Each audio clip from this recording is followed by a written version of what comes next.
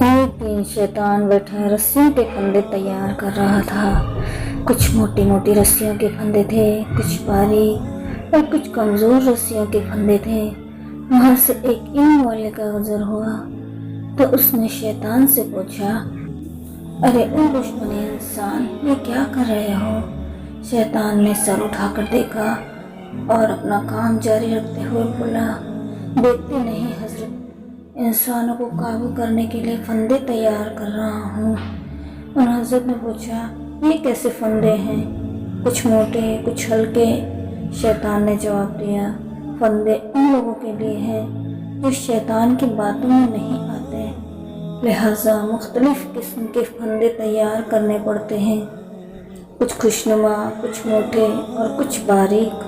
ان حضرت کے دل میں تجسس پیدا ہوا، پوچھا، کیا میرے لیے بھی کوئی پھندا ہے؟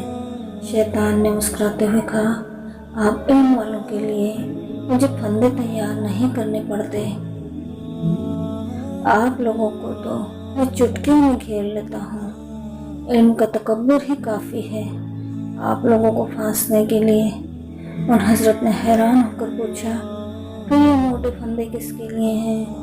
شیطان نے کہا، موٹے پھندے اخلاق والوں کے لیے ہیں، جن کے اخلاق اچھے ہیں، ان پر قابو پانا مشکل ہوتا ہے۔ حدیث شریف میں ہے کہ اعمال میں سب سے زیادہ وزنی چیز اخلاق ہوگا۔